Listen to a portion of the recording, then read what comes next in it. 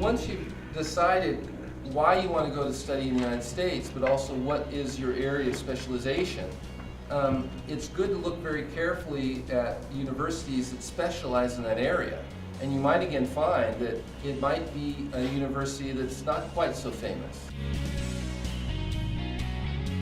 On the one hand, you've got New York City, or Boston, or say San Francisco, where the cost of living is really high. But you can find places to study in, say, Midwestern states, or in the South, that are far cheaper. And so don't discount those sorts of universities. There's a lot of great places to study. I remember reading a few years ago a great article about some really smart students who wanted to get degrees in the United States. And so they were looking for ways to do it free. And what they found was that they could get a complete scholarship for studying at a historically African American university. And they did.